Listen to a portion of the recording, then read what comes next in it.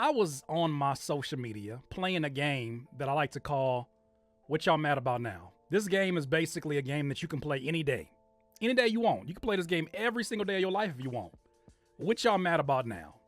And so on my timeline, because there's a lot of producers, I get to see stuff even if I'm not looking for it. I get to see stuff, right?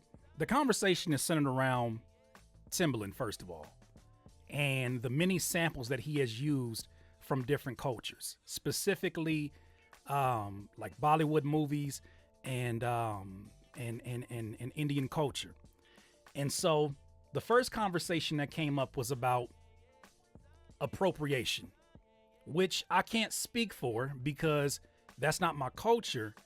And I think it should be from the perspective of somebody who knows if what is being done is tasteful or not. So that's my first thing with that. There was an article that was made. This writer basically titled, "Is It Too Late to Apologize for Timbaland?" And she brought up, or he or she brought up, how there's multiple samples that Timbaland has used from this culture. And until supposedly, I don't want to get nobody business, I don't know nobody business, but supposedly the original folks that own these samples weren't getting paid. And they weren't getting paid until they put some pressure on, Timbo and his representatives.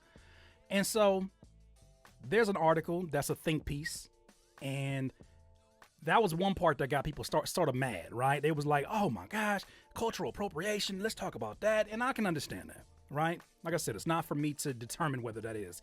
But then somehow, some way, that segued from cultural appropriation, which is a conversation I think that all of us should be able to have, to people having an issue with Timbo using samples.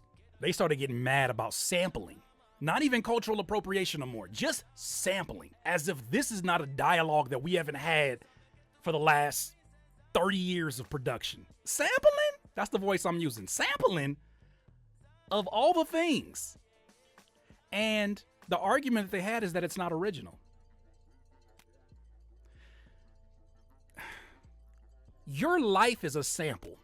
This is why I want to start off with this. And we're going to start off with the sample just because I said that. Your life is a sample. Your opinions are literally samples of your upbringing, samples of your experiences. Your existence is a sample of your parents or your grandparents or whoever raised you. You are a living embodiment of a sample.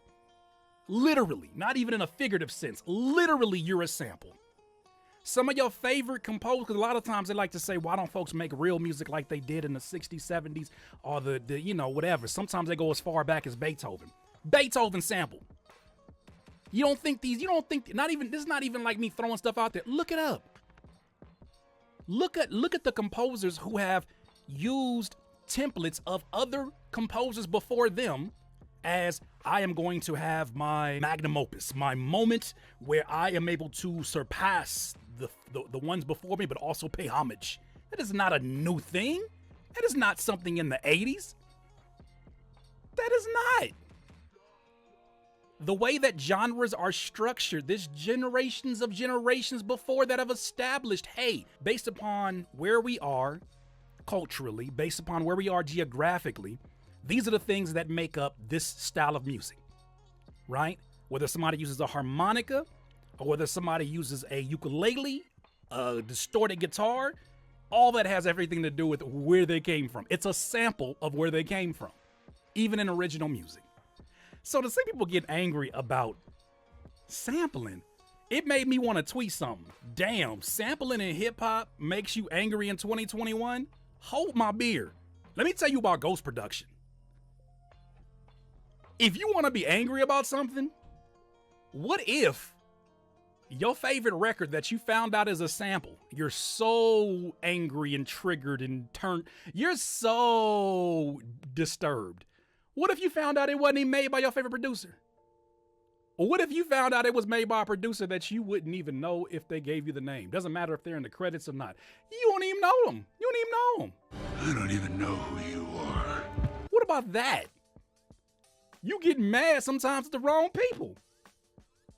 And it's a joint effort. So that's where I think that it even segues in a conversation about cultural appropriation, because it's like you don't know who brought that sample in the first place, right?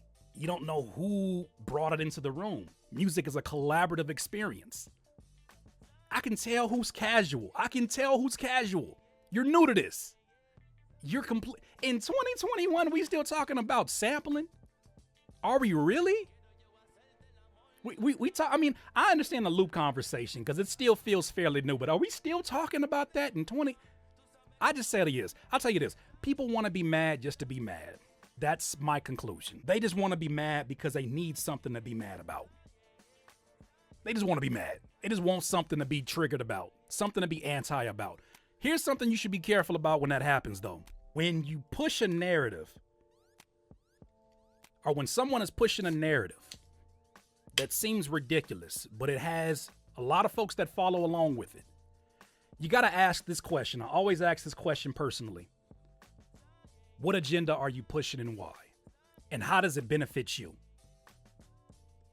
Because you better believe some of the people that are critics of sampling don't know how to sample. They tried it and it wasn't quite Jay Dilla.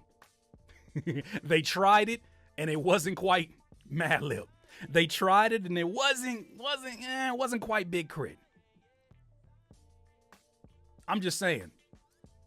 I know people who say I hate rappers that rap fast, usually can't rap fast. Folks who say I hate everything on the radio, usually, even as simplistic as that music seems and appears to be, as formulaic as it is, they are not able to duplicate that same formula. Well, I don't want to. No, show me. Show me if it's that easy. I know. I respect anybody's music. I don't care if it's not my cup of tea. All I know is that person figured out something that resonated, and it's people that are gravitating towards it, and they're expressing their experience, whatever experience that may be. None of my business, but I respect it for what it is.